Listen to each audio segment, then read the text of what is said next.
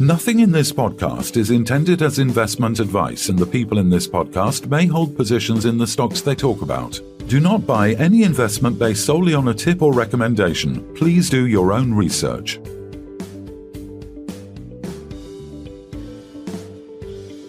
Hello and welcome to the Sunday Roast. It's Sunday the 12th of January. I'm Phil Carroll. And I'm Kevin Hornsby. Well, the end of the first full working week of Jan, Kev. I mean, you back into the swing of things now? Only if swinging is swinging off a tree somewhere, I think. In a hammock. Probably in a hammock, knowing you. No. To be honest with you, I wanted my break to last longer, and then it was like down to earth with a Yeah. bump on It's the funny you say that. sixth. I was talking to Charles earlier on, and I said to him, "How are you feeling, mate? You back in?" He said, you know what? He said, I'm finding it really hard to get back moving. You know what I mean? I said, that's a problem. You have 2 weeks off or whatever between Christmas and New Year, and it's hard getting back into things. It's hard Yeah, starting that motor again, isn't it, in the new year? yeah, you got to get going again. But I definitely did get going. Flip me. I had some long days. I was having 2 hour conversations with some of the CEOs at 10 o'clock at night. So, Really? So it's been yeah. it's been pretty fraught. Yeah, I mean, I've had a busy week. Obviously, I'll tell you more about that later on.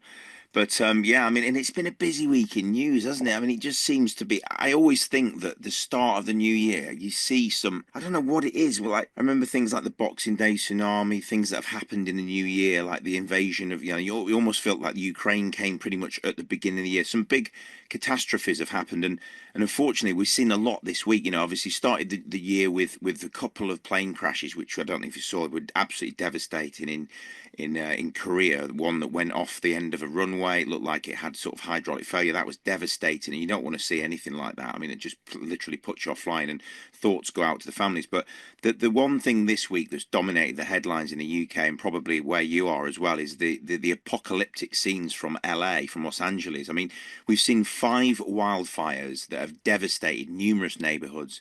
The Palisades fire, the Hearst fire.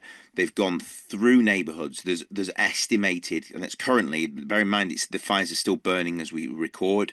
There have been 100,000 homes have been devastated. The current estimates put the value at about $55 billion worth of repair bills. That's the current estimate, and it's probably going to go up higher than that, right? Just how devastating is this? I mean, we've never, I hate using the word unprecedented because it is a bit of a cliche, but the reality is, and a lot of the LA, the locals are saying that they have never seen fires. They've seen fires in the past, but nothing on this level of, what is it? It's 9 months of the driest season on record. And then they've got these hurricane force winds that are coming up, basically from the south, 89, 80, 90 miles an hour winds that are ripping through. You only need a couple of embers and the houses go up. So yeah, I don't know if you saw, I sent you some videos, didn't I? And you just said, like, what is Yeah. causing it? And I mean, you've seen the ferocity of these embers, haven't you? It's literally gone up like tinderbox. Yeah, and a lot of the houses are wooden, aren't they? So therefore everything burns. Yeah.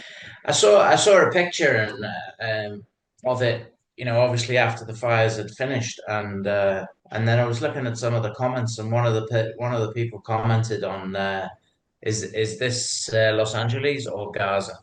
Yeah.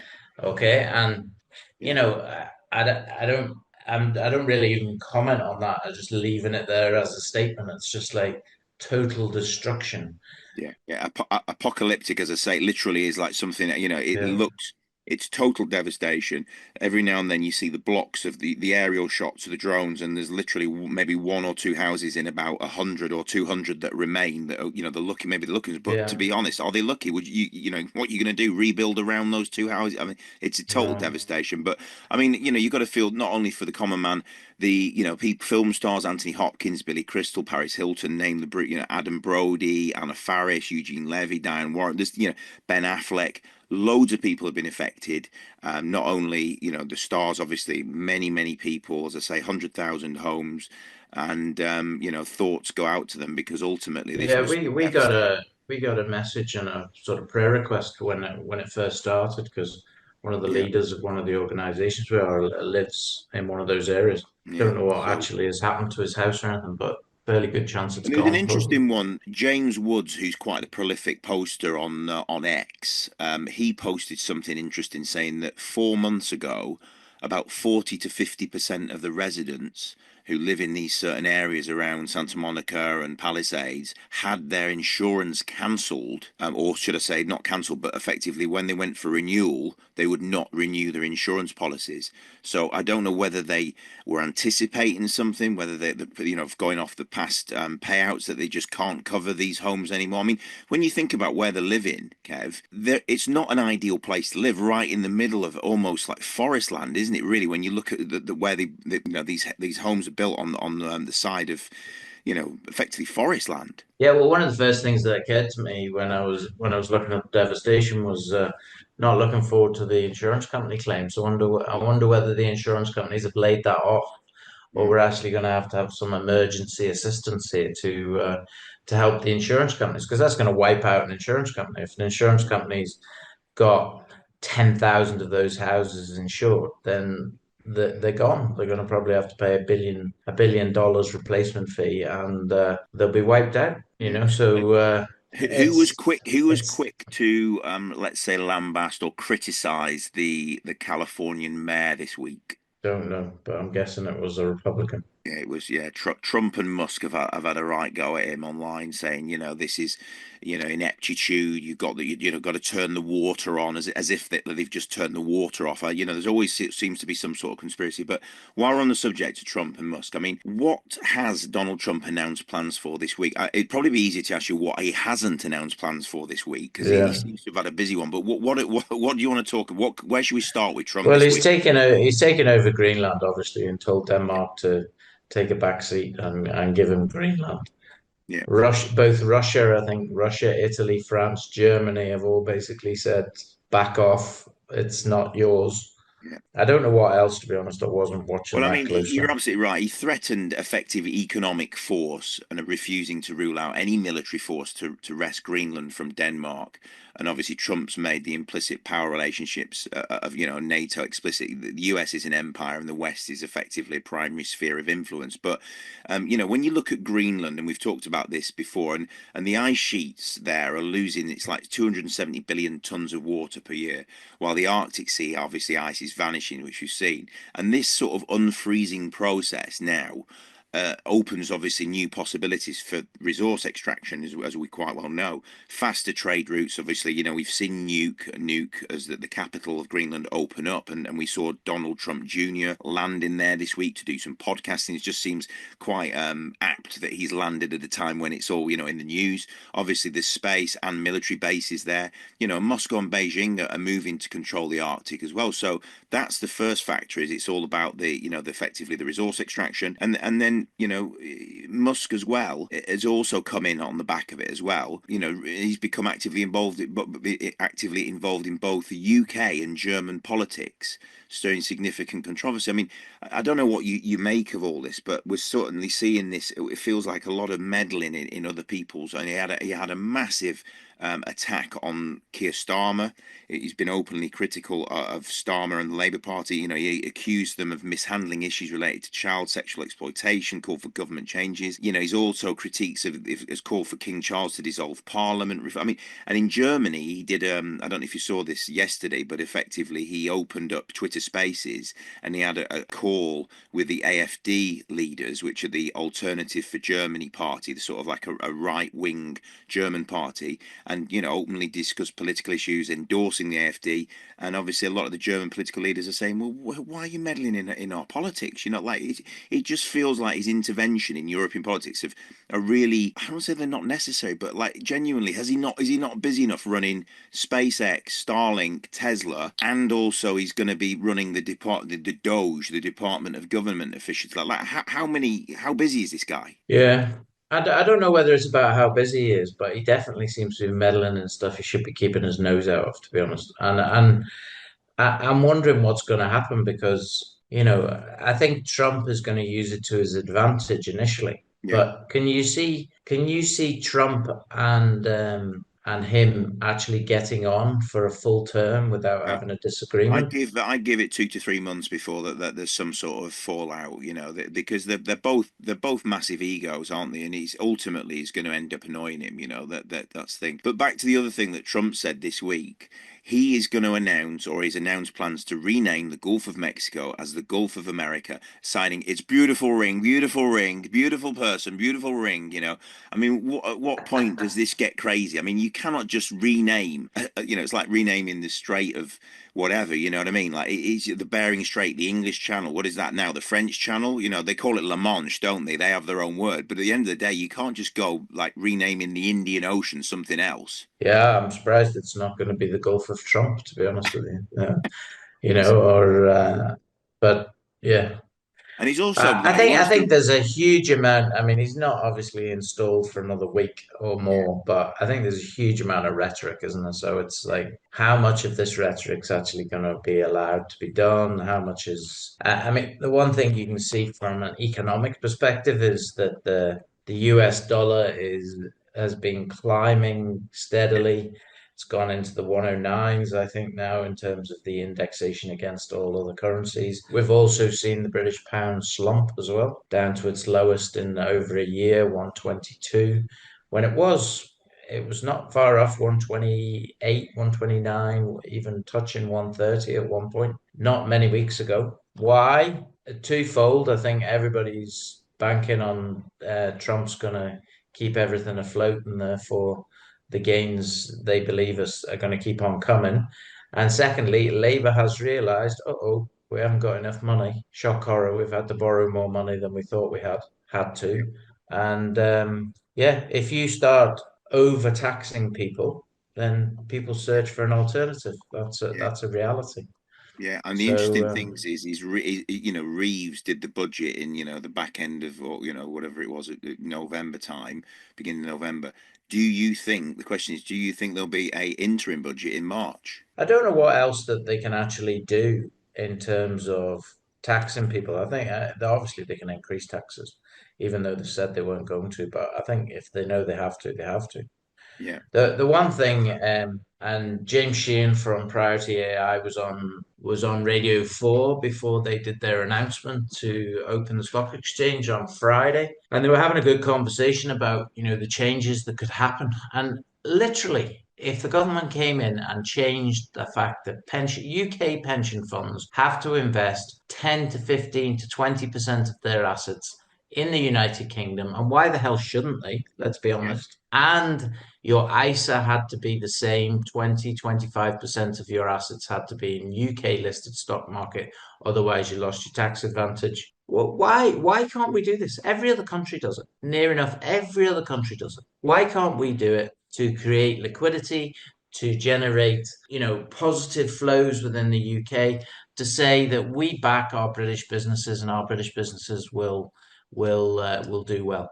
Because I think British businesses will do well, but they're in a desert at the minute. They've got no liquidity. So if you haven't got liquidity, it's almost a case of what's the point of being on the market? And yeah, I think we're going to see more and more businesses come off the market. I really do. I don't think it's going to be an avalanche, but like last year it was 90 odd, I think, off AIM, wasn't it? yeah, If you have even remotely the same number this year without numbers coming on, because there was yeah. only 11 came on last year and 11 came on the year before, this is a serious deficit. Yeah, absolutely. I was talking in the week to the head of LSE Primary Markets, Lauren Crawley Moore, and she, as I say, she runs primary markets there. And I mentioned a couple of things to her about the lack of liquidity, and they said they're working very hard behind the scenes on encouraging companies, reforms in terms of basically changing the way companies list on AIM and trying to encourage more companies. Because let's face it, that IPO market has been pretty it's been abhorrent, hasn't it? Really, there's been I think we said that the during the end of the first lockdown, there was something like a scramble, and there was 127 IPOs that were done in that first 6 months. In 2021. So that was a massive year. But since then, there's been very, very few. I think 24 was the lowest year they've ever had in terms of listings and IPOs.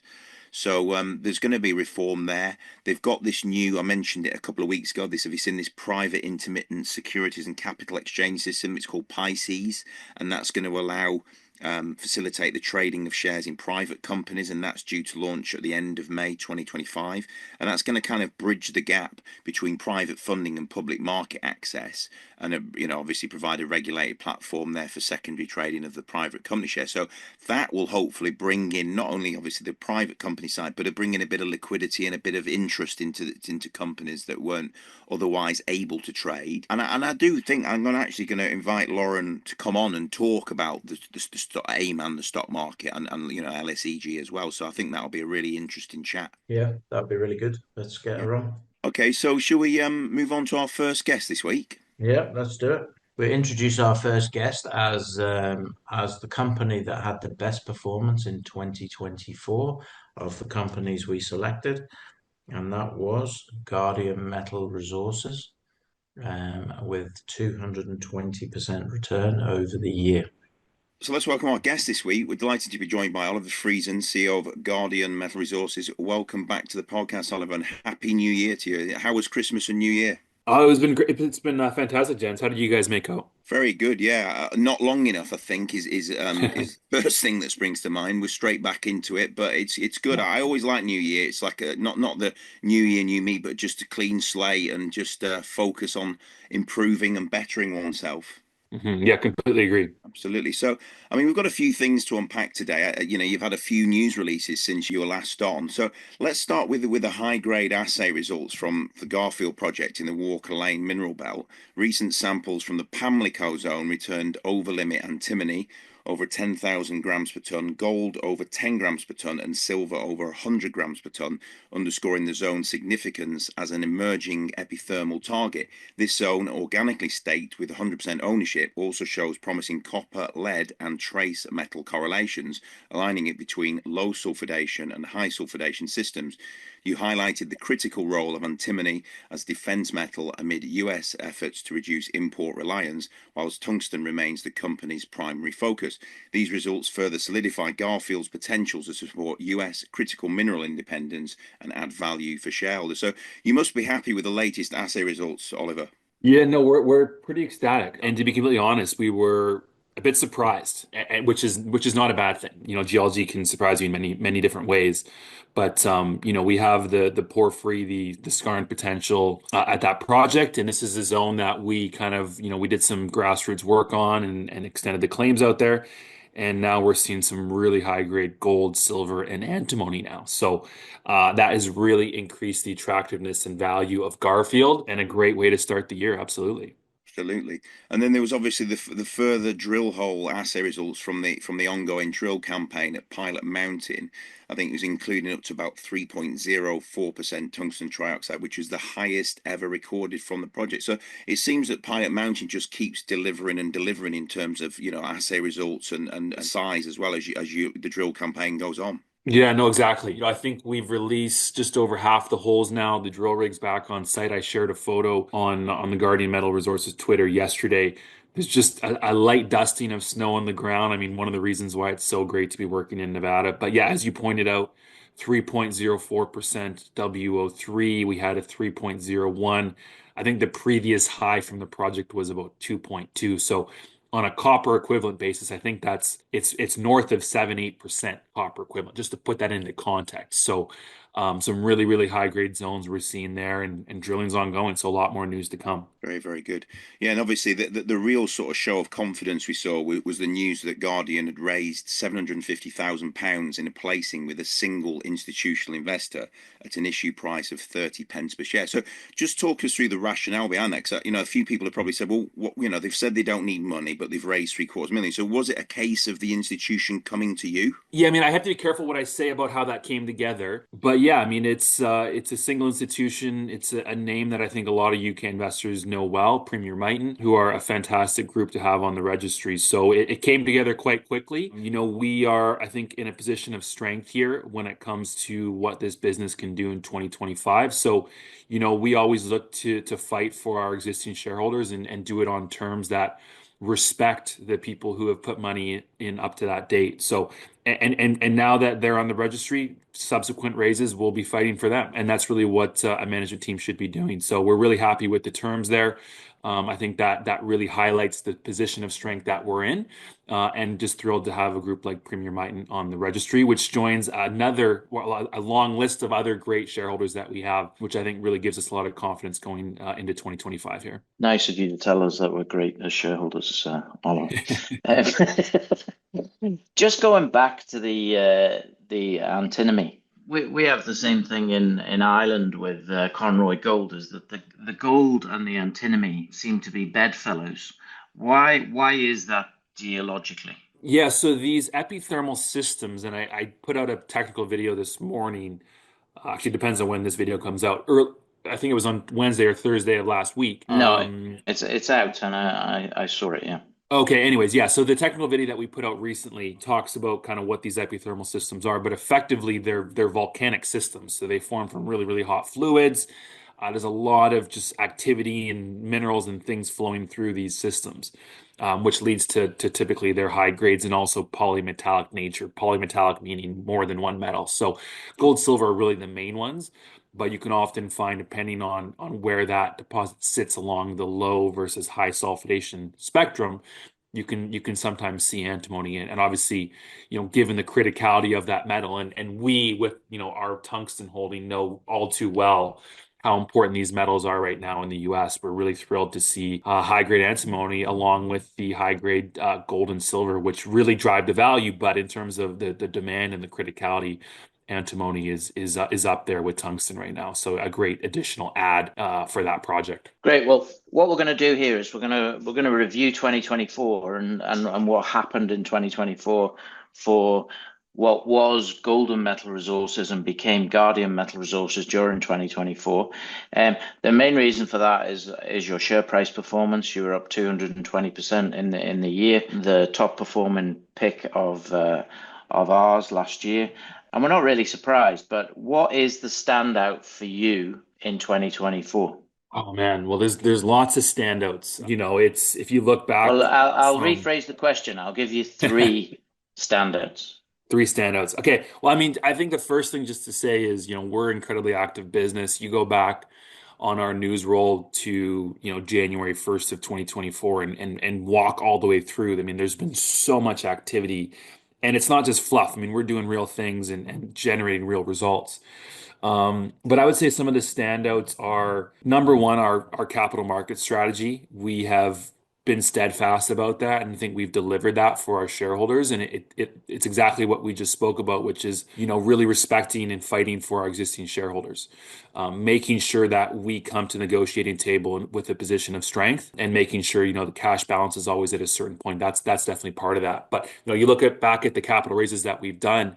We did no brokered raises. We did them with strategics. We did them with institutions and high net worths.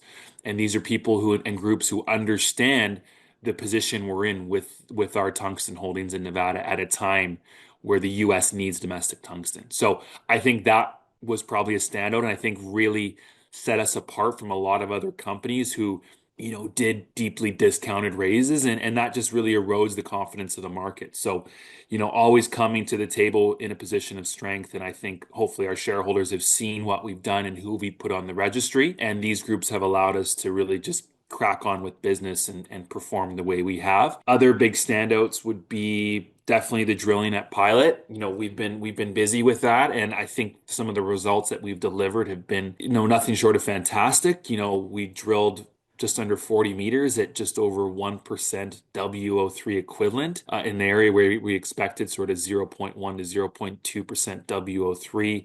On a copper equivalent basis, that's just under 3.5% copper equivalent. Pretty much from surface, I think it was from 65 meters down, entirely within the projected open pit shell. So, a lot of exciting drilling results, really giving us excitement about, the next steps for this project. And then I think another one that stands out for me is the binding LOI for Tempaiute.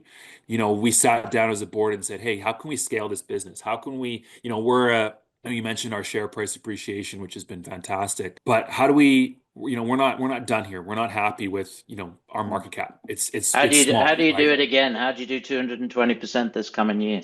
Well, it's with acquisitions like this, right? It's about scaling the business, right? And it's, it's about bringing on other complementary assets that can really allow us to scale. And between these two assets, in a production scenario, could produce a very, very material amount of tungsten for the US per annum. Numbers that could replace China completely from the supply chain if both of these projects are in production. So that's how we do it. We look at other acquisitions. We looked at every deposit that exists in North America, and we have a high sort of level of scrutiny that we take to these projects, and a lot of them didn't meet the criteria, but Tempaiut did, and the patented ground, we could spend an hour just on Tempaiut, but getting that binding LOI signed on terms that I think are great for our shareholders, but also the vendor also benefits massively if we have success with this project. So it's a mutually beneficial agreement, and then we think we can have a lot of success with this asset. So I would say the capital market strategy that we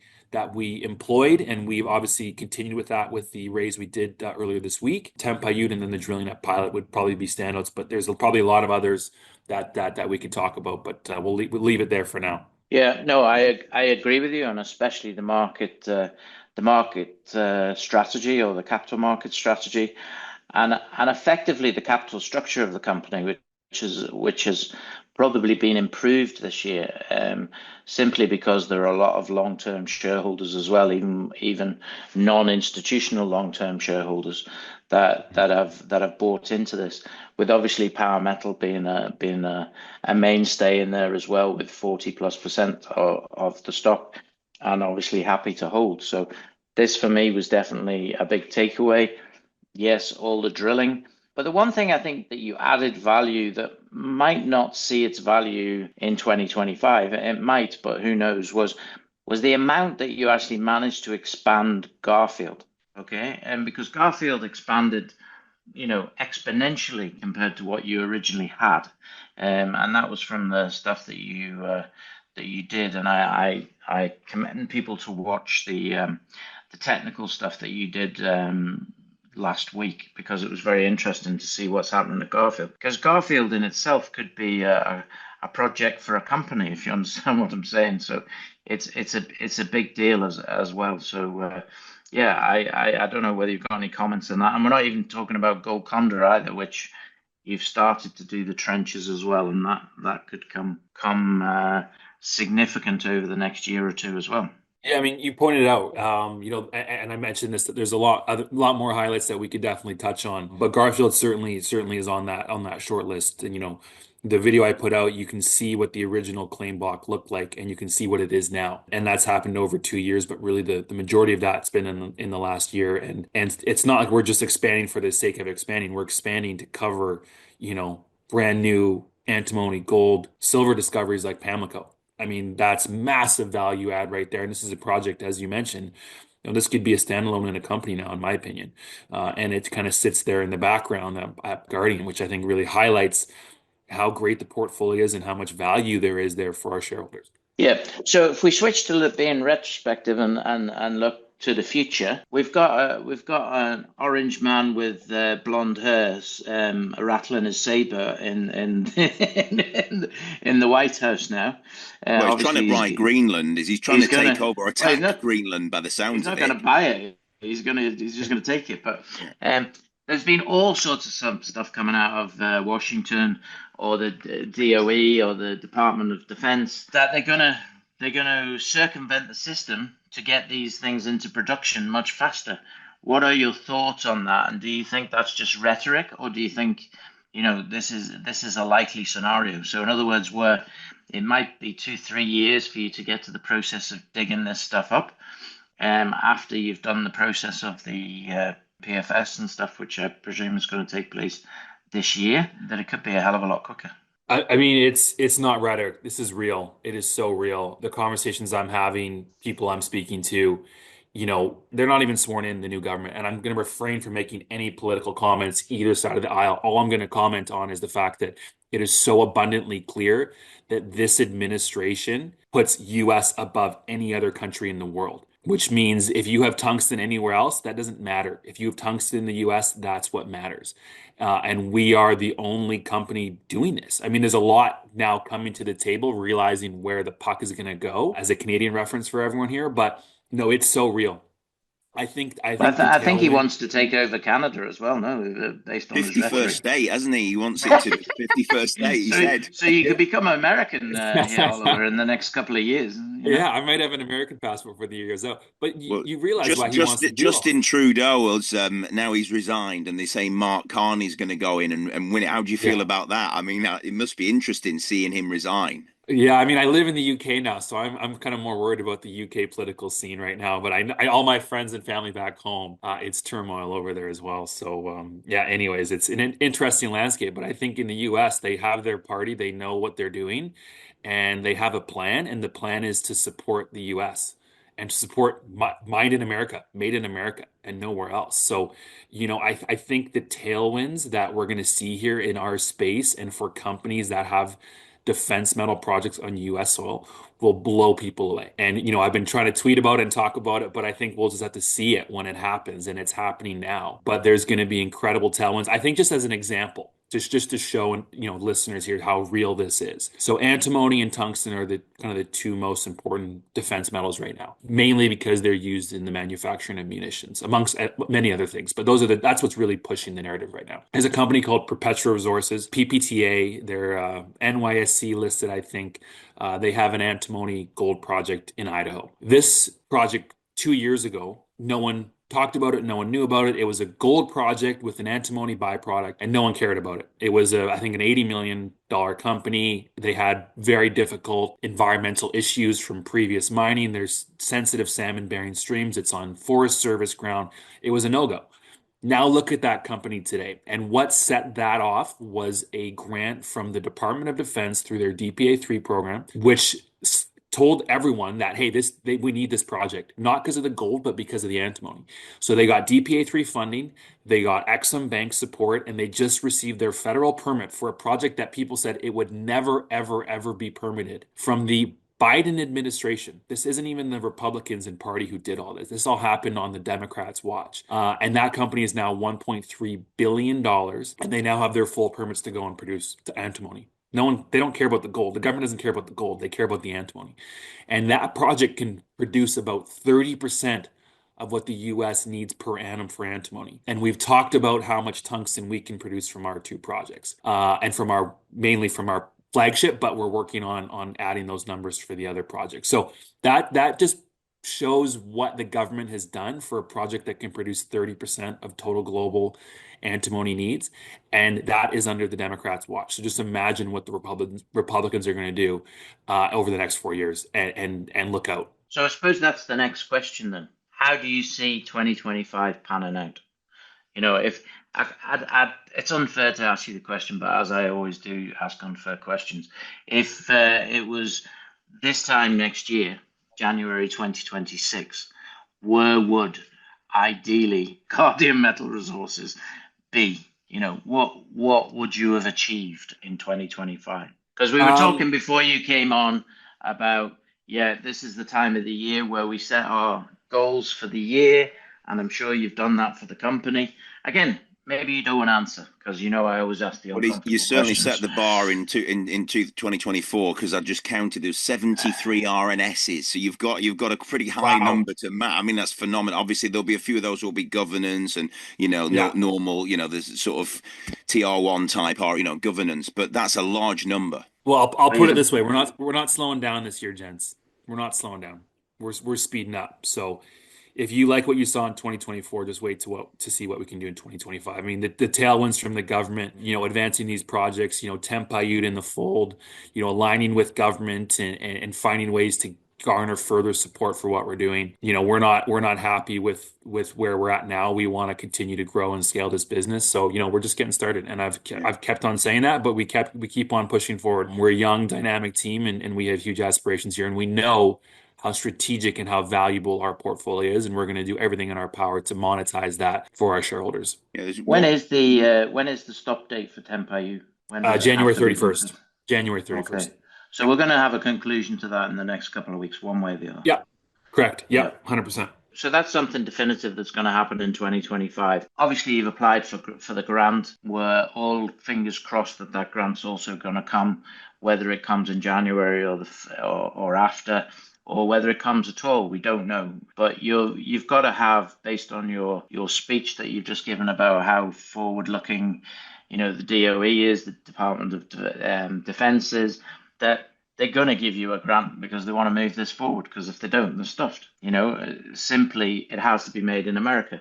Because if they don't, especially when, the tungsten is ammunition driven, it is defense driven, it is security for all sorts of things to have the tungsten protection. You've got to assume that, blind man's dog's going to give you the grant. That said, you've now got antimony. Surely that's in the same game. Yeah, I mean, we talked about Perpetua. That's antimony. I think the key thing just to remind shareholders of on that front is, the government isn't really interested until you get a project to a certain stage. They aren't interested in early stage projects. That's just not their mandate. They're looking for things that can produce tungsten, antimony near term, because that's really what their goals are. So absolutely, antimony is incredibly critical. And what we're going to do now is we're working on behind the scenes to figure out what the next steps are to continue to de-risk and understand this system. Indications are so far that it's significant, and the grades we're seeing are fantastic. But I think when you talk about, aligning with government, so, Pilot Mountain, incredibly strategic, but I would probably encourage investors to look more closely at an asset like Tempa Ute, and how could we leverage connections to rapidly advance that project? Because you look at that project, you look at the photos. I mean, there's I won't say how many millions of dollars, but there's significant amount of infrastructure on site. There's a 3,000 kilowatt substation. The property is entirely on patented ground. And I've talked about this before. I cannot emphasize how important that is. There's no BLM permitting requirements on patented ground. So I would encourage investors to look at an asset like Tempa Ute, because between those two assets in a production scenario, we've talked about, how much tungsten we could produce for the US per annum. So we'll continue to de-risk the antimony and push that forward. But I think it's the Tempa Ute and how advanced that asset is, and how quickly we could move with funding to complement Pilot is really what I would encourage investors to kind of look out for in 2025. I just want to mention one thing that's really important. And, we've talked about the defense side of things as used for tungsten, but there was a recent news report that I saw that talked about this South Korea's, this K-Star fusion reactor. It's basically been talked about as an artificial sun, and they basically achieved a significant milestone. I think they maintained this plasma at 100 million degrees Celsius for nearly like 50 seconds. And obviously that brings the whole world closer to like realizing the sort of controlled nuclear fusion as a viable energy source. And obviously a key factor in that achievement is the use or incorporation of tungsten components, particularly these, what they call these diverters.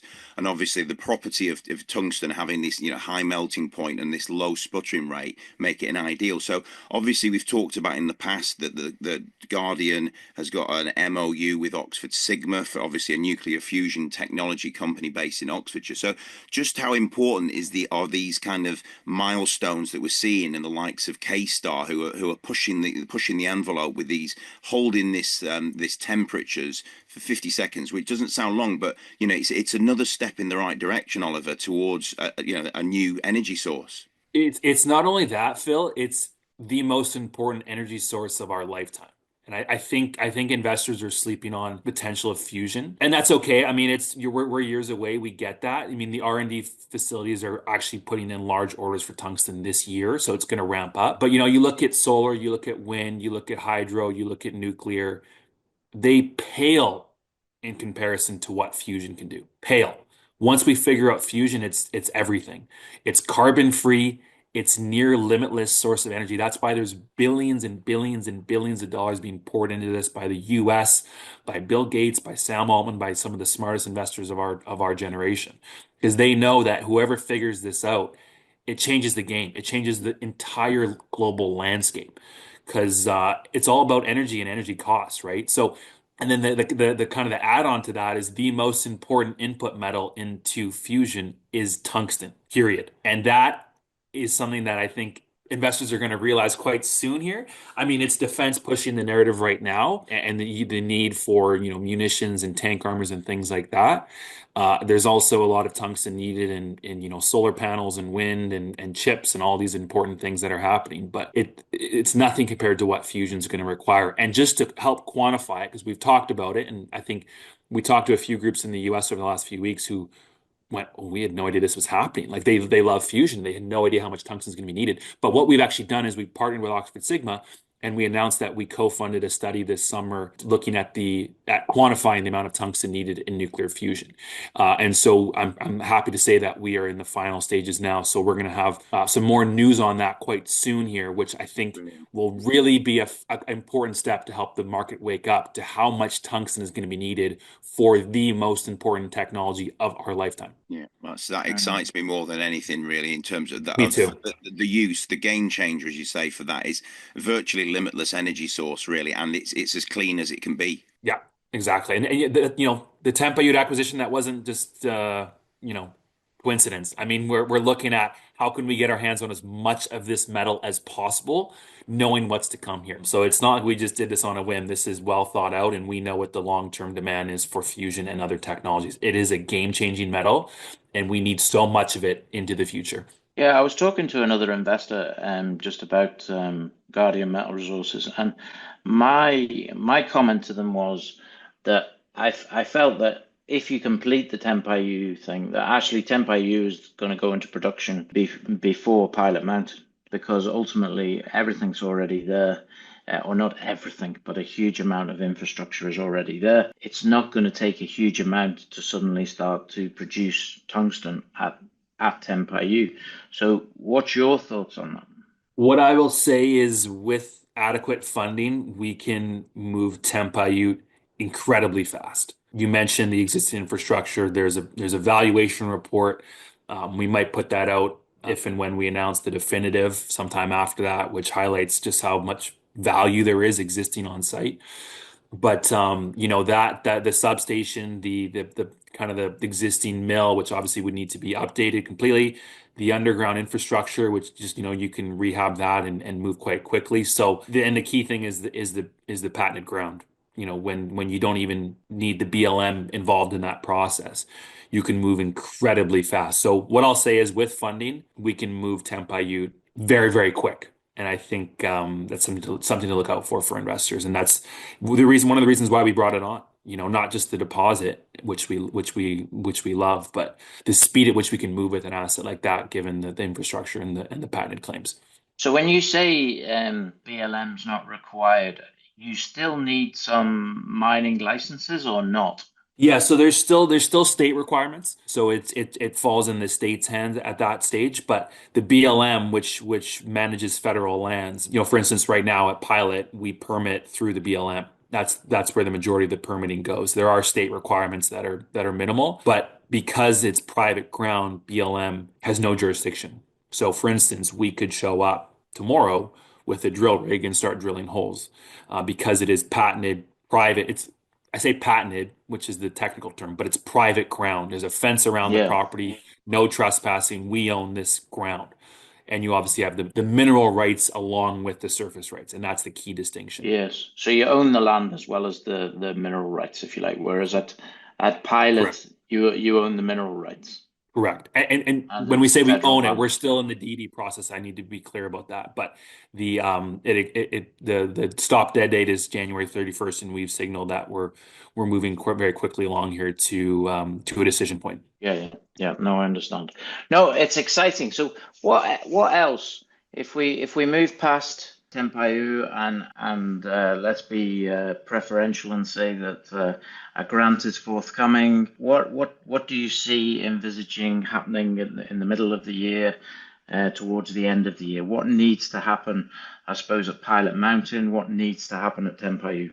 Yeah, so at Pilot PFS, that's a big thing we're working towards right now. That gets us one big step closer to a scenario where we could start producing tungsten. We're looking at other exploration targets on Pilot. We've talked about how tremendous the potential is there. And once we're done drilling at Desert Scheelite to support the resource and the PFS, there's a lot of other targets that we want to go and test, and that's an area where we could really, one drill hole can drive, as everyone listening knows, tremendous amount of value. So we have three porphyry targets, we have four other skarn targets, all of which are begging to be drilled. So I would definitely encourage investors to look out for that. We signaled in a previous RNS that we're permitting for the Garnet Zone, 20 hole or 20 pads into the Garnet Zone. So, we're looking at other areas of the property now and saying, hey, where there's smoke, there's fire. Where you have all of these high grade at surface zones, there's a lot more to be found there. You just need to go and drill it. So that's something to definitely look forward to. The PFS aligning with government and the tailwinds from the new administration. I think that's going to really surprise people to the upside. Tempai Ute, obviously we need to get that deal done and finalized. But post that, there's so much we could be doing and that we want to be doing. Drilling, there's the high grade stockpiles, there's the tailings, which we've confirmed there's mineralization there. There's existing infrastructure. There's other exploration targets on that property as well. There's porphyry targets there. I mean, you name it. And that's why I said at the start here, we're just getting started. 2025 is going to be very, very busy. And these are the reasons why. And then there's Garfield, there's Golconda. I mean, we could keep on going on and on and on. But I think that hopefully gives investors a flavor as to what they can expect in this year. And it's going to be a good one. So, Oliver, you're actually in the US at the minute. You're in Florida. So what is the Sunday roast in Florida in January? The Sunday roast in Florida, I think it's probably what would it be? Something on the beach, probably. Maybe, I don't know. A grouper and chips, maybe, Yeah, with some shrimp on the side. I don't know. It's all kind of I was beachside thinking you're going to be seafood type. not necessarily in the local Red Lobster, but a Red Lobster or something of that ilk. Yeah, there you go. Yeah, no, it's currently in the US. Got a couple meetings lined up for later this week. Don't know if my investors know who lives in Florida, but anyways, yeah, getting some stuff done while I'm here, and then back to London this weekend. A lot of in-person meetings lined up next week, so it's full steam ahead. And then I have a few trips planned back to the US end of January and February, so it's going to be a lot of movement, but for good reason. Yeah, any New Year's resolutions at all? I mean, I'm not a fan of them because I know that like 70 to 80% are broken within the first week. But any changes being made this year? It's funny. My fiance and I kind of we set resolutions for different kind of categories of life. So I won't tell you any of the nitty gritty ones, but professionally, I thought we did a really good job in 2024 with GMET. I think we did a lot of the right things. So it's just continue doing what we're doing and really scale and expand. And then I think personally, I'm getting married this year. So I want to be in the best shape of my life is the plan. So I'm trying to drink less and eat better and work out more. Grouper and couscous rather than grouper and chips or something like that. That's the reality, and that's one of the things that I think one of the reasons why you've done such a fantastic job, and you have done a fantastic job. I don't think anybody would deny that is the case, because you've been single, stroke, not married, and without kids. You can kill yourself in terms of doing this job, and what I think everybody sees is your utter enthusiasm for this. You enjoy doing it, because you would not work this hard unless you enjoy doing it. Nobody does. So I think what Kev's saying is don't get married in 2025 is what he's effectively no. Kev's not saying that. Kev's saying get it done in the next 2 or 3 years, because when the babies come, you won't be able to do this. Well, the kids are probably still a few years away, so we have time to really grow this business and do something special before that happens. That's funny though. Yeah. But you're right. I'm 34. I got lots of energy and I've been involved with a lot of businesses in this space, in certain different roles, but I feel like this is something really special here. It's so rare to get the timing right. And so many things need to happen and come together for it to all work out. And I've never been more optimistic and bullish on a company than I am on Guardian because of the metals we own, the time that we own it, and the place that we own it. So because of that, it's easy to get up and be optimistic and excited about what we can do with this business every single day. And with the new administration, who really wants us to be there and wants us to have success, I mean that adds a lot of tailwinds that matter. So yeah, it's exciting. And the truth machine has not let you down either. Let's be honest. When we look at the truth machine, the drill, I mean, it has not let you down, and it's, if anything, it's surpassed, I think, what you expected. It has, and you know the truth machine. When you do good technical work, you increase your odds, right? So it wasn't like we just came in there and started drilling holes. You know, we took a while to start drilling, but that was for good reason. You know, we measured twice, cut once, and it's the reward of that is paying off now, and that's our motto. Yeah. So yeah, and I can see that that's going to continue. I mean, this story in terms of drilling and the size of Pilot Mountain. I remember when we first spoke to you a year and a half ago or more now, I think it was, that you were looking at drilling because the ethos was that Pilot Mountain could be 2 or 3 times the 12,000 odd tons of contained tungsten, I think it was, that is in the whole of Pilot Mountain. But I think maybe even your expectations have grown from that based on those drill results. I don't know. What do you think? really, the drilling's been focused, and if investors have looked at the maps, it's really been focused on desert scheelite and drilling down dip along strike, and then just filling it in. So it's the upgrade drilling which we need to progress that deposit to a PFS, and that gets us closer to production. But yeah, a lot of the other exploration targets we're working on those now. I think that's where you can really scale, and that's why we're doing precisely that work. So yeah, it's going to be a lot of exploration drilling, I think, in 2025 if we play our cards right. But in desert scheelite, do you think there's going to be an upgrade on that based on the drilling that you have been doing, the infill drilling, because you found things that you didn't expect? Yeah, I mean, you're going to try to get me in trouble here, Kev. So I'm kind of interim comedy. Every podcast you try to get me in trouble. But what I'll say is that, I mean, just look at our press releases and look at kind of the results we're putting out there. So we obviously have to tie that into an actual resource. But we're seeing grades that we haven't seen before, and that's really exciting to see. And we're going to tie it all together, can finish this drilling at Desert Scheelite, and then continue from there onwards. Well, before Kev says anything else, I'm going to end there and say, Oliver Friesen, CEO of Guardian Metal Resources, thanks very much for your time. Yeah, thanks so much. Just going to say, Oliver, Canada are looking for a new political president if you want to be a politician. Oh, yeah, there you go. Good stuff. Thanks, gents. Appreciate it.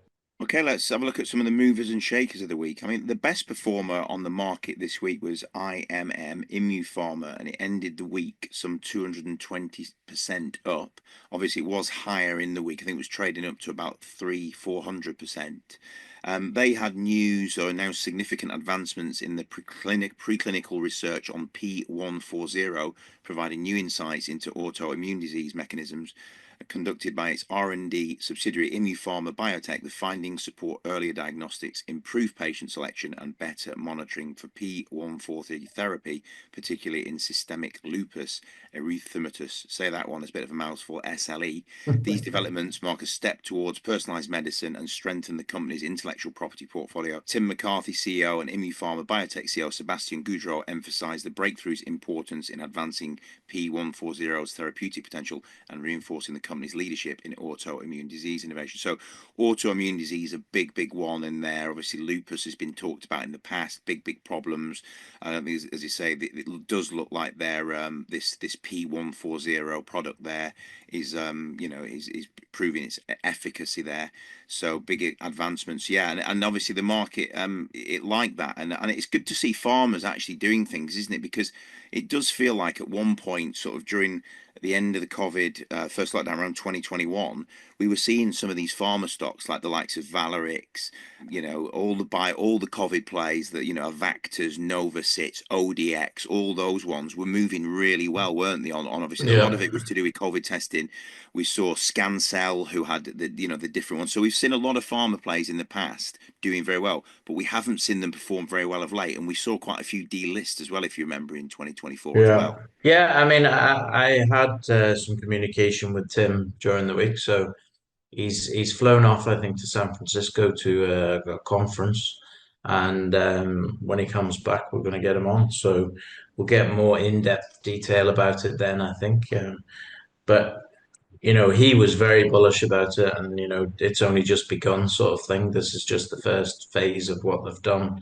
Yeah. So yeah, let's see where that I'd like goes. to learn more myself about what that actually means in terms Yeah. of how efficient, what they've actually done to improve it. Delve deeper into Well, it. another one on that sort of same list would be GenFlow as well. No, Yeah, the whole scenario of making longevity. us live longer, if you like, longevity. So I think GenFlow is going to have a good year as well. I mean, it's all capitalized up, and I think if they start to prove it in the dogs that they live longer, then it's not a big leap then to go to the human trials, and then that's going to be the magic tablet, isn't it? Do you want to live longer? Yeah. Well, it's not so Buy much buy living this tablet. longer, is it? We talked about this with Dr. Eric Laird, didn't we? Probably quite a while ago now, probably a year ago. But when we talked to him about Cert 6, and it's not so much about longevity in terms, it's more about quality of life in your latter years, isn't it? So having the Yeah. ability to move, the focus, the strength.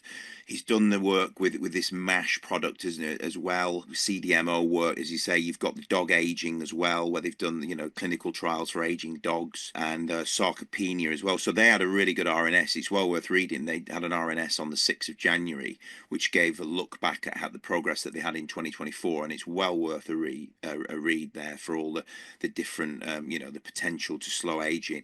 Slowing aging is really what it's about, and delaying any age-related diseases. So it's all about longevity, but also quality of life in your latter years. So very exciting stock, that one. Anything else on the round? I know Technology Minerals had an RNS, didn't they, on Monday, which announced that effectively a leading online retailer adopts their recycler solution as well. So obviously no names mentioned from memory in the RNS, but it was good to see them getting an online retailer on board. Yeah, they were a bit frustrated they couldn't, but I mean, there aren't that many solely online retailers, are there? You can name a few, so you probably have a good chance of naming them. I don't know who is solely online. I don't know, mate. Honestly, I've not. To be honest, I've not really looked at it. I just know a leading online retailer, recycling lithium-ion batteries. I don't know who would use those batteries. I mean, Well, maybe it could be one of the supermarkets or certainly yeah. food delivery. Who's the big food delivery company? Well, you've got Ocado, you've got Waitrose delivering their own. I mean, all the You got supermarkets do. Tesco's, you've got Tesco, yeah, I mean, all of them. But are Sainsbury's. they all electric vehicle? Are you talking about electric vehicles there, Kev? Because Yes, I yes, it don't. has to Yeah, I be mean, electric vehicles. yeah. No, I of think if course you it is. did your research and I haven't, it's going to Yeah, be one of those for sure. yeah, I would imagine because they're the yeah, ones using the. So who uses electric vehicles? I don't know. yeah, You know better than I do. I don't live there, obviously. So, yeah. so yeah, I thought we've had just looking at the 12 stocks that we, you, me, and Charles picked for the coming year as the ones to keep your eye on. The one that's had the best start is AMRQ, 17% since the start of January, 35% over the last month. First gold pour's coming, I think, very soon. And Trump wants to steal the island. So Yeah.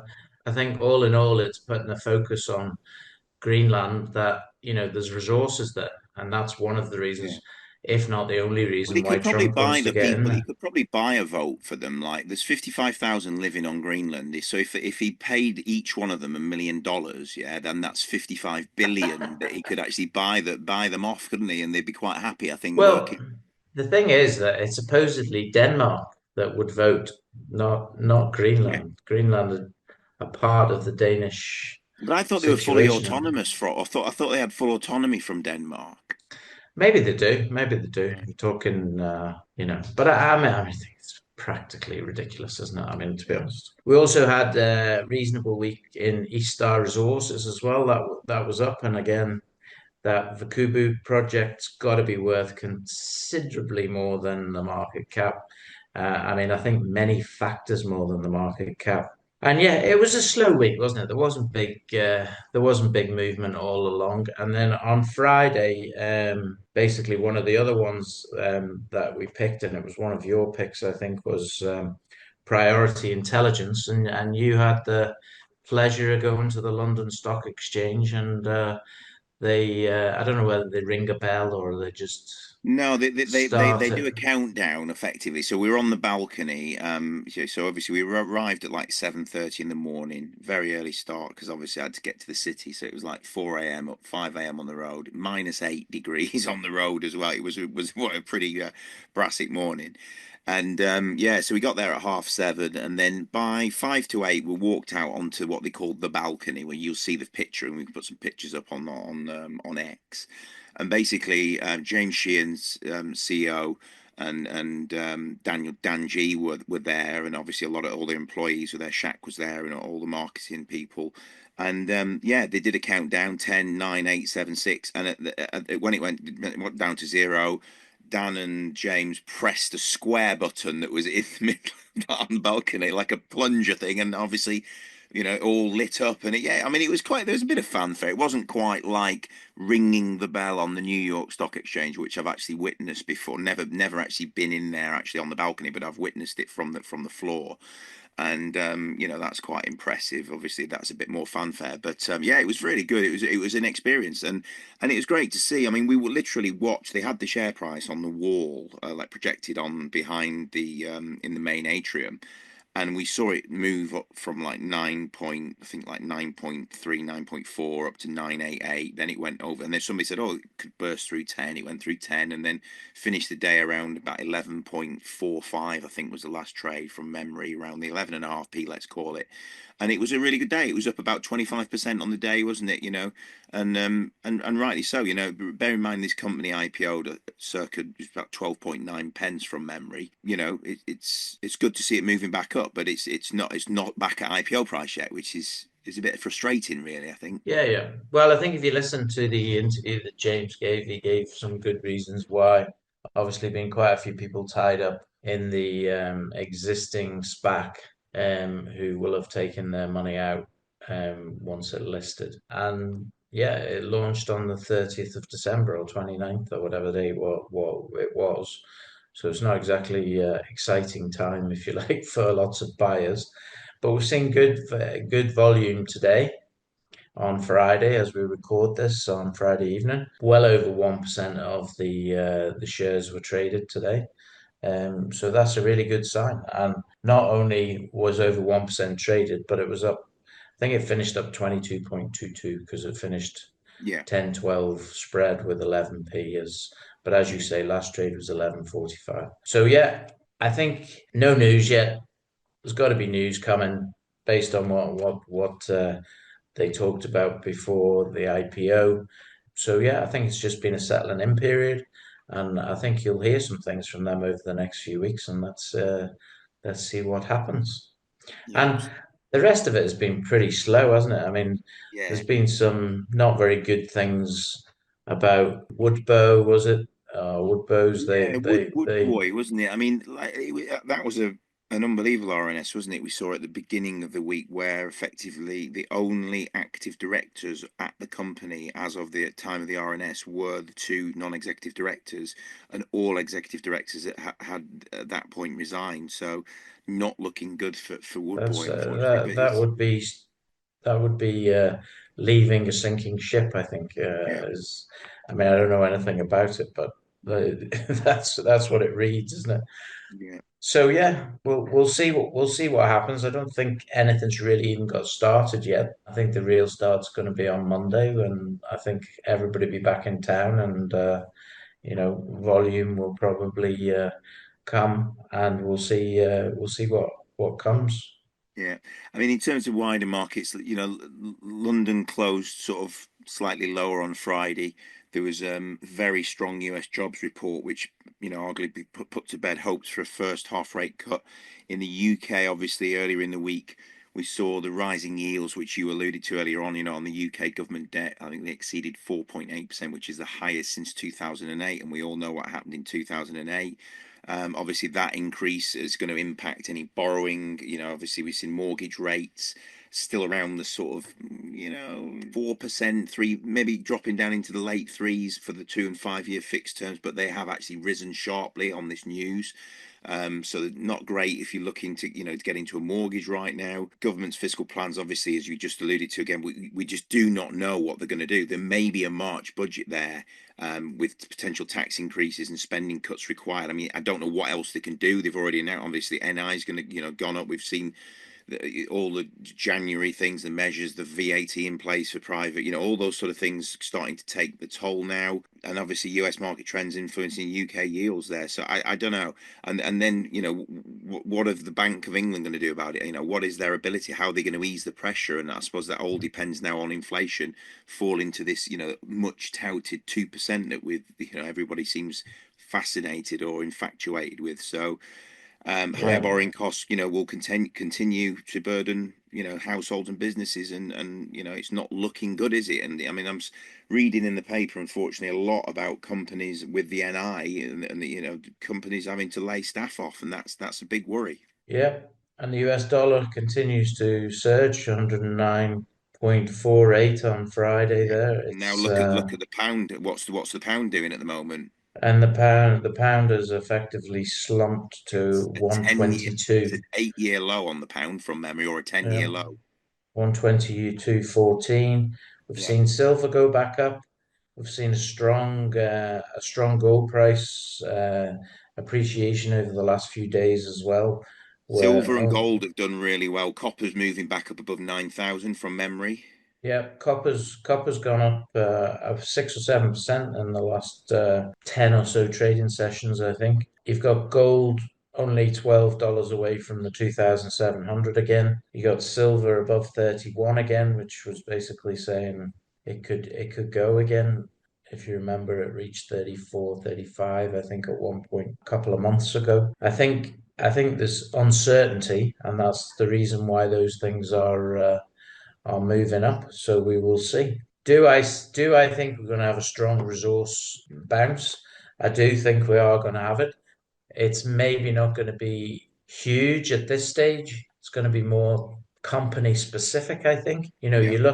We just listened to Oliver there for a period of time, and you look at all the opportunities that they've got there, and they really are quite. I don't think amazing is the right word, but exciting to see all of those different options with the tungsten, with the gold, with the antimony, with the option to have silver, and I think we're going to get news on the garnets in the not too distant future. In terms of all of those things going to be added into this PFS, which is going to make it, very, very probable, as well as if the PFS basically costs them nothing because they get a grant. Yeah, it's And the other thing with the fusion, look healthy, I think. the thing that excites me a lot, as I said to Oliver, is this fusion element of things and the importance of tungsten. It really is exciting because we need something that is an alternative to solar, to wind, to normal fission reaction, which is obviously nuclear. And we've seen obviously in Japan with Fukushima and all the disasters, people are moving away. They're nervous about nuclear energy and actual uranium type energy. So this fusion power, where you harness the power of the sun, as I alluded to in the chat we had with Oliver earlier, that excites me more than anything in terms of future for our generations. And that's why he even said, didn't he, in the podcast, I'm trying to build up as much resource of tungsten as possible. It's for that very reason. Yeah. But just think for 1 minute how much tungsten has been dispersed in military terms through ammunition and antimony as well in Ukraine, Russia, Oh yeah. and Gaza and Lebanon. How much? It must be phenomenal. Yeah. The stores of stuff that they must have gone through now must be phenomenal Yeah. from all countries, not just, but America substantially has done the most. It feels ghoulish talking about it in that sense, but you're absolutely right. I mean, from a defence perspective, it's absolutely a necessity, unfortunately. And what we seen? We have seen the likes of Trump again. I don't keep referring to him, but he's saying we need to have 5% of GDP needs to be spent on defences. And we're at what, 2% in the UK right now. So he's urging all of the NATO countries, saying to them, you need to be spending up to 5%. And he's probably right, because ultimately the world is probably the most unstable we've known it since probably pre-war time, the 30s, 40s, probably even all time, I would say. If you look at I hate to say it sounds very grim, but the doomsday clock, it's pretty grim times. Yeah, I don't know whether it is grim or we're just so aware of Yeah, more things that are going on in the world that actually it's not as mm, grim as we yeah, think it is. And actually, there have been many, many times in history where it's been a hell of a lot grimmer, but we didn't know mm, anything about it. yeah. You're probably right. So, I mean, the Cuban Missile Crisis is probably the closest we've all come, isn't it? Or that the world yeah. has known. So, yeah. But let's move on to something a little bit more lighthearted. What about sport? I mean, the big news one for me this week was obviously we saw the 17-year-old from Runcorn, Luke Littler, become the PDC World Darts Champion, and at 17 years of age. I mean, he earned 500,000 in prize money. Fair play to him. It's great to see this achievement. He's been drawn comparisons already to the legends like Phil Taylor, and he's now obviously a favourite for upcoming major tournaments, How can including. he be a Manchester United fan if he lives in Runcorn? It's my question. He's got to be closer to Well, yeah, Scousland. I'm gonna say It's and then he we have the actually wanted to Manchester go to the United. game, didn't he? He said, "I want to go to Liverpool," but he was so knackered. He was down. Obviously, he was in the south, wasn't he? He was down at was it Ali Pali, wherever it was held from, and he was like, I'm not traveling to the game." And I'm thinking, you probably should have gone, mate, because it was a damn fine game. Yeah, and then it was a brilliant game. It was a brilliant game to Yeah, watch, it was. even though it was a draw, which was disappointing for us. And United fans are saying it's disappointing for them because Maguire, the donkey, missed a sitter at the end, which Mm, actually your man would have been offside, but everybody's complaining no, they wouldn't. But anyway, yeah, no. But the news, the headline is United actually turned up. yeah, Because all season, they've been stabilizing themselves in that 13th and 14th position very, very well. And they actually turned up. yeah, They actually put some passion into their game. And we didn't, I have to be honest. Like the Alexander Arnold performance was atrocious. So we'll see. Let's hope it's FA Cup weekend this weekend, isn't it? yeah. Yeah, I mean it was a cold day. I mean it was so cold in Liverpool before that game last Sunday that some Scousers have actually been seen with their hands in their own pockets as well. And I think I say, Oh dear, the old ones are always the best uh, ones, aren't they? but no, I mean we've got Arsenal this on Sunday. So by the time that it'll be after obviously this goes out. So you'll be listening, maybe thinking, hoping, yeah. What do you think of that? I mean, obviously last time I was Well, at if James Arsenal is was in the watching, I hope cold Manchester weather. United win. Yeah. And I don't say that very often. I mean, I'll be shocked if we do, well, based on our last performance there a few weeks ago. Yeah. Yeah, we were there a few weeks ago, and it was terrible. But what happened? What But happened with you Arsenal guys? haven't been playing very well No. either. What So happened? What happened against Tottenham? Like, 'cause I was talking to Callum about that on Friday. I said, "You got a win in." He said, "Yeah, yeah, not bad, not bad." Like I said, "What would you fancy for the second leg?" He said, "Not, I don't know at the moment, to be honest." yeah, we're gonna batter them at Anfield, I would imagine. I'm Yeah, going for 4 or 5. We score. yeah, Anfield. I mean, again, the controversy in the world. How was that not a second yellow card and the guy wasn't even on the pitch? yeah, Absolutely unbelievable. And then less than a minute later, he goes down the other end. Our defender's off, so that's why they can play the ball to where it went. He then turns, pushes off Kanate, sticks it in the middle. The guy who should have been sent off comes steaming in, whacks it in the corner. 1-0 to Tottenham. What can I say? Yeah, I'm okay, not. I'm not a bad loser because we didn't lose because ultimately it's 2 legs. Yeah, yeah. and Arsenal have got a mountain to climb against Newcastle 2-0 down, and they've got to go to Yeah. Geordieland. So It's yeah, going to be an here we interesting go. finish. Going to be an interesting finish. There's still a long way to go in the season, but yeah, I'm very excited about for what remains. I mean, things people, Nottingham Forest in third position. You would just never Yeah, have yeah, thought. It's just phenomenal performance from those guys, and they're playing yeah. some They're good. playing well, and it's first against third on in the next match. We're playing Forest the next Yeah, game. Yeah. So that's going to be a humdinger, I think. And So we need to get something from it.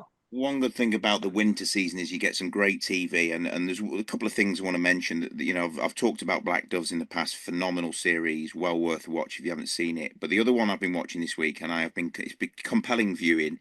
It's from Sky, who basically have done the production on it. But it's reminded me very much for anyone who enjoyed Chernobyl, which was obviously about the disaster, the Chernobyl disaster, which was a phenomenal series, literally on the edge of your seat on every episode. It's called Lockerbie: A Search for Truth.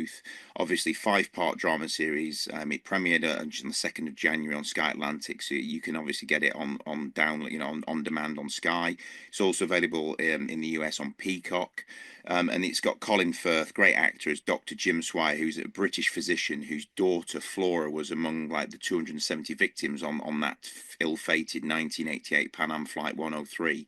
Obviously, it happened over Lockerbie in Scotland, and the narrative of the whole series follows, you know, Dr. Swire's relentless pursuit of justice and truth, and it challenges, you know, the official accounts and seeking accountability for the tragedy. Now, yes, the first episode is extremely powerful and there's some shocking scenes in it, but it's the subsequent episodes which delve into his passion to search for the truth. He goes to Libya. I'm not going to tell you. I mean, there's so many things I didn't realize that happened in this, and it's still, even one of the guys who has been held in the US is going to go on trial this year for it. So, you know, this is by no stretch the imagination is over. It's been very controversial from some of the other families whose relatives died in that, or sons and daughters, because they think that it kind of bends the truth a little bit, and it's almost too sensitive to be broadcasting when the court case is ongoing, and it could sway decisions. So all I'll say is it's a phenomenal watch, well worth it, and yeah, if you're short of something to do on one of these evenings, check out Lockerbie. Great series. I got a new TV thing. Actually, Sharif, our IT guy, showed me that we could get it in Egypt, and I started watching one of these American drama things, The Good Doctor. Have you ever watched this? No, is The it any good? Yeah, it's superb. Is it? It's about a guy who's autistic, but he's a doctor, stroke surgeon. He becomes a surgeon in these hospitals. There's 6 series of it. I watched all 6 over Wow. the holidays. Okay. It was like 120 episodes, but I just kept watching it on like boom, boom, boom, boom, boom. Incredible, very emotional at times. But yeah, it was very good to see how people related to the people, or the doctor with autism, how he related. It was Yeah. very helping people understand how autistic people Yeah. work. So it was Brilliant. good if you get a chance. Yeah. I'll I'm have a sure look it for was it. maybe Netflix or something. Yeah. I don't know, but Yeah. the Good Doctor is cool. And the other one for just on the subject of markets, the last one was the Banker Dave, and the Banker Dave is interesting. It's a guy called Dave Fishwick. He's from Burnley, my hometown, and I sent you some videos of Fishwick. And this is a guy who started with nothing, literally. He's 17-year-old. He was borrowing money. Went to see a guy. He said, "Look, I want to buy your car." He said, "Well, as long as you can return me £70 on that Cavalier, then I'll be happy." So he takes the car, fixes it up, Yes, I sells it saw for that. £99. He's got £29 profit. He keeps doing that again and again and again and again, and he builds himself into the largest minibus seller in the north, and he's worth Well, tens no, and what tens. actually happened, if you remember the video, because I just watched it just before we came on, was that the guy said, "I'm really sorry, I've ran out of cars, Yeah. but I've So he got a bought a minibus." minibus. Yeah. So he got a minibus, he did it up, and he saw, and somebody rang him up, and they bought it. And then his phone didn't stop ringing Stop because ringing. Yeah. many people wanted minibuses. So then he became the biggest minibus dealer in the United Kingdom, Yeah. and basically just bought and Cleaned sold up. Yeah. minibuses. I've been to his unit in Burnley. It's phenomenal. I mean, Fishwick's it is a massive unit, and he literally just converts minibuses. He's a brilliant guy. But what we did in the Bank of Dave, Kev, is he set up the first independent bank on the high street for just common people, just lending out money, but bringing money in, lending it at good rates. He was sick of banks taking the mick with these crazy interest rates, and he set up a cooperative bank. And it's in Burnley in the high street. It's Bank of Dave. It is called the Bank of Dave. So it's well worth a watch this if you can get it on your new system. But the Bank of Dave 2's out, and in that one, It was released on Friday, and basically he takes on Wonga, the payday loan company who charge like 5,000% equivalent APR, and he takes them and gets them effectively shut down. That was obviously common knowledge. That's out in the media, but it's a phenomenal series, and he's a great guy. He's so passionate. So if you like your market stuff and something that's a bit sort of inspirational, then Banker Dave as well on Netflix. But other than that, anything else? No, let's watch this space and see what Trump and Elon Musk do over the next couple of weeks. And look forward to speaking to you next week. Yeah. Thanks for listening. If you do like what we've heard, please do subscribe and hit the bell icon for any further notifications of future episodes. And have a great weekend, all. This podcast was brought to you by Roast PR Limited. If you would like to appear on a future episode of The Sunday Roast, please email admin@thesundayroast.net.